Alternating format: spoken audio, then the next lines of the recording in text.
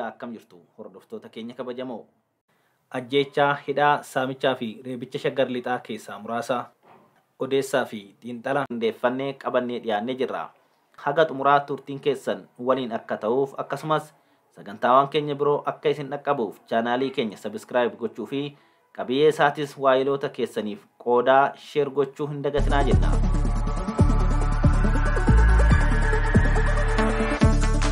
Duulli mootummaan Bilxiginnaa eega aangootti ol ba'ee uummata Oromoo irratti labsaa jiru akkuma jabaateetti fufetti jira. Barcuma ofii tikfachuu maleen uummata nan hooggana jedhuuf eegumsa barbaachisaa akka mootummaatti irraa eegamu uummataaf gochuun kan isa yaaddechine mootummaan Abiy Ahmed akkuma uummata Oromoo irratti garaa jabaatetti jira. Hundeen gara jabina kanaa maal akka ta'e ifatti beekamuu baatus yeroo adda addaatti sababa jiraa fi hin jirre guuruun waraana isaa uummata nagaa irratti banuun ba'aaf gala uummata dhoowwuu eegalee waggoonni 5 dabaree lakkaa'amaniiru. Rakkinni bulchiinsi Abiy uummata Oromoo irraan gahaa jiru immoo haguma buluu daranuu ittuma jabaachaa deemaa jira. Fuulduraafis waan laayyootti dhaabbatu fakkaatu.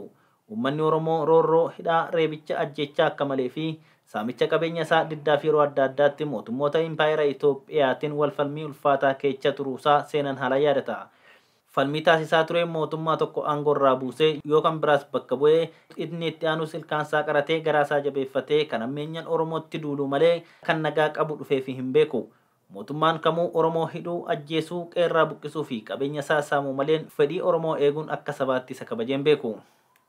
Falmii waggoota 4 walitti fufiinsaan taasifamaa tureen mootummaa wayyaanee bilisummaa uummata Tigraay waabuut bara 2018 aangoo irraa gaggeeffamus mootummaan Bilxiginnaa aangootti ol ba'ee kan TPLF fi daran hammaatu ta'ee argame maleen kan uummata ilmaansaa aarsaa godhee aangootti ol isa baaseef naatoo qabaatu hin taane.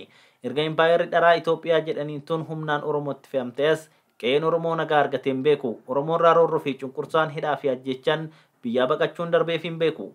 Barri Oromoon boqonnaa itti argateef barri isaaf namni isaa nagaan bobba'ee gale hin turre. Ammas Oromoon haala daran ulfaataa keessa jira. Bulchiinsi Bilxiginnaa kan maqaa Oromootiin aangootti ba'ee gara jabeenya hamaan uummata Oromoo ajjeesaa, hidhaa, qabeenya isaa saamaa fi daangaa biyya isaa diinan fudhachiisaa jira. Oromoon dhugaasaaf yoo iyyate garuu qaamni sagalee isaa jalaa dhaga'u hin jiru. Qaamni akka namaatti isa laalee deebii barbaachisaa kennuufis hin argamne. Duula yeroo adda addaatti maqaan isaan shanee jedhan kan Oromoon fi hawaasni addunyaa waraana bilisummaa Oromoo jedhee beeku balleechuu jedhuun qe'ee Oromoo irratti taasifamaa ture lubbuun namoota lakkoofsi isaanii yeroo kamuu caalaa guddaa ta'e galaafatameera. Maatiin hedduun dhalee harka duwwaatti hafeera. Ijoolleen ol guddattuun maatii dhabuun jireenya karaa irratiif saaxilamaniiru. Manguddoonni dadhaboon nama isaas sooru dhabuun gadadoo keessatti kufuuf dirqamaniiru. Namoonni baay'eenis waraana mootummaatiin madaa'uun qaamaa hir'ataniiru. Kumaatamni danuun ammoo qe'eef qabeenya isaanii irraa buqqa'uun harka namaa eeggachuuf saaxilamaniiru. Dargaggeechi hedduun biyyaa baqachuun kun galaana irratti irbaata qurxummii, kun immoo gammoojjii keessatti soorata allaattii fi bineeyyii biroo ta'uuf dirqamaniiru. Kanneen mana hidhaa biyyoota adda addaa keessatti hadhaa jireenyaa dhadhamaa jiranis manni halakkaa'u.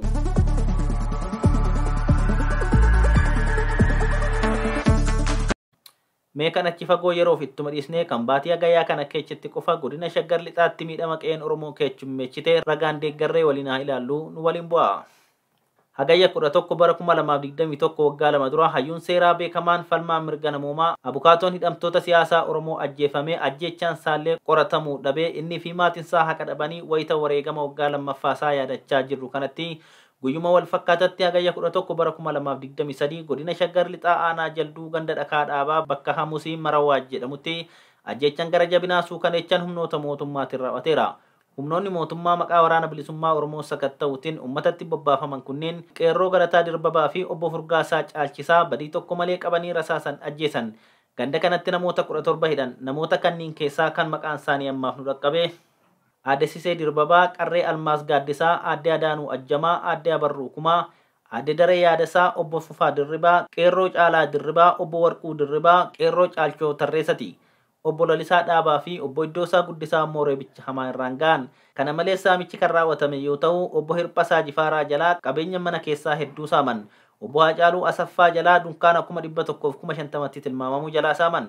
Dukkaana yookiin suuqii obbo Ulfaataa Fayyisaa keessaa qabeenya qarshii 150,050tti tilmaamamu saaman. Obbo Gaaddisa Jalqabaa jalaa makiinaa huccuu hodhu dabalatee mi'a mana keessaa qarshii 80,000tti tilmaamamu saaman. Guyyuma wal fakkaatatti ganda Biicoo bakka Guutuu Jaafar jedhamutti kan raawwatame immoo haadha ijoollee 6 kan taate Aadde Dassee Lataa lafa qonnaa ishii keessatti bakka hojjettutti dhaqanii ajjeesan. Qeerroo Sabboonaa fi Qaadus bakka inni maatii isaa waliin hojii isaa hojjetutti rasaasan dhaanii madeessan. humni waraanaa mootummaa godinichuma aanaa jalduutti ajjeechaa saamicha madoo fi reebicha hedduu geessiseera. Miidhaan Oromiyaa keessatti qotee bulaa Oromoo irra gahaa jiru kun yeroo itti duulli cimaan faannoo Amaaraatiin bilxiginnaa irratti adeemaa jiruu fi bilxiginnaan deeggarsa uummata Oromoo irraa haalan itti barbaadaa jiru ta'uu miidiyaan lallabaa jirutti ta'uun haalicha walxaxaa taasisaa jira.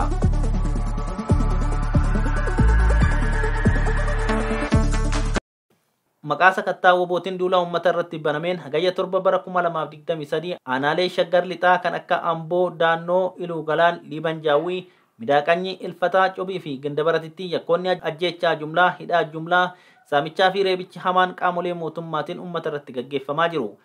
Haleellaan uummata irratti raawwatame kunis sakattaa kana irratti haleellaa wobootti aaruurraa kan ka'e gocha haaloo bahiinsaa uummata irratti raawwatame akka ta'es ragaaleen ni agarsiisu.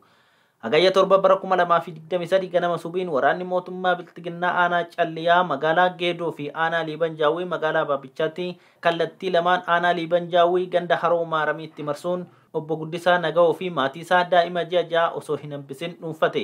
Kana malees jiraattota ganda sanaa namoota 30 ol ta'anidhaan qabeenya uummataa hedduu saaman. Loon dabalatee qabeenya mana keessaa lukkuullee osoo hin hambisin mana obbo Guddisaa Naga'ooti saaman. Kanaanis kuufuu dadhabnaan hagayya 8 bara 2023 obbo Guddisaa Naga'oo mana hidhaa magaalaa Baabichaa bakka maatii isaa waliin hidhamerraa baasanii rasaasa itti roobsuun ajjeesan. Obbo Guddisaan jaarsa biyyaa fi manguddoo ganna 60 ta'uu jiraattonni ni himu. Aanaa Liiban Jaawwii ganda gamoo Walisootti horii gaafaa 9 obbo Dirribaa Jimaa fi obboleettii isaa jalaa fudhatan. Miidhaa kana waraana waliin ta'uun kan raawwachiise hidhataa gandaa waraana waliin socho'uu gammachuu yookiin mootummaa qajeelaa abbaa qarshii fi eebbisaa takkuu ta'uu jiraattonni himaniiru. Hagayya 7 bara 2023 immoo aanaa Midaaqanyi ganda Boquun Issootti namoota maqaan isaanii nu hin dhaqqabne 4 ukkaamsanii fuudhanii deeman. Hagayya 8 bara 2023 aanaa Daannoo ganda Baddaa Iluu fi aanaa Iluu Galaan ganda Habakkuu Aannotti loon saaman. Aanaa Iluu Galaan ganda Habakkuu Aannotti obbo Abduu Muhammadii fi ganda Siree Sillaaseetti obbo Biraanuu kan jedhaman hidhan. Hagayya 8 bara 2023 aanaa Amboo ganda Ganjii Gooroo Horee bakka Shaambaa jedhamu qotee bultoota 7 kan yeroof maqaan isaanii nu hin dhaqqabne ukkaamsanii fuudhanii deeman. Aanaa Ilfataa ganda Jimaa Korpheessatittis namoota 4 fuudhanii magaalaa aanaa Ilfataatti hidhan. Waraanni mootummaa aanaa Cobii ganda Qoricha Kootichaa lafa gabaa Dilbataa keessa qubatee ture. Hagayya 10 bara 2023 barii keessa sochii gandoota akka Qoricha Kootichaa fi Bakkee Hoofutti qajeele. Sochii isaatiin qotee bulaa karaa irrattis mana keessattis argate dhiira dhalaa jaarsaa daa'ima osoo hin jenne qabuu eegale.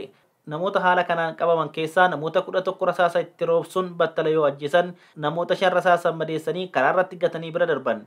Namoota haala kanaan ajjeefaman keessaa maatii tokko keessaa reeffi namoota 4 fi madoon tokko akkasumas abbaa fi haadha irraa galaafatanii ilmaan godatti kan hambisan ta'uu ragaaleen ni mirkaneessu.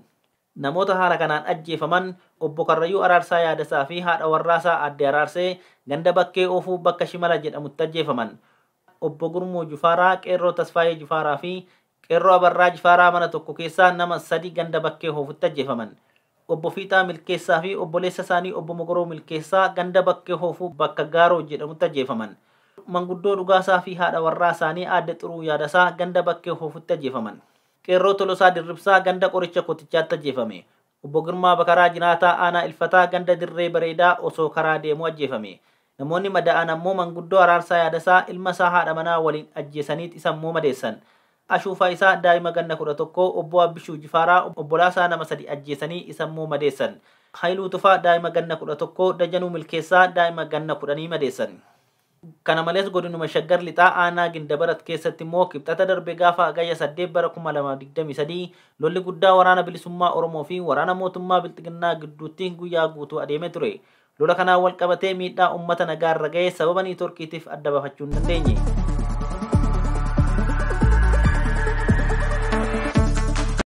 Egaa hordoftoota keenya kabajamoo yeroon kun yeroo mootummaan Abiy Ahimad waraana lama kan Tigraay fi Amaaraa injifatee aangoo isaa itti jabeeffatu ta'uusaa yeroo itti machaa jiru waan ta'eef tarkaanfiin inni Oromiyaa irratti fudhatu hammaataa ta'uu akka malu waan tilmaamamuuf nuti sarbameessa mirga namoomaa miidhaa uummata siviilii irra ga'uu waadaa yookiin konvenshinii Jeneevaa dabalatee ija seera idil addunyaatiin ilaallee xiinxaluu kan itti fufnu ta'a.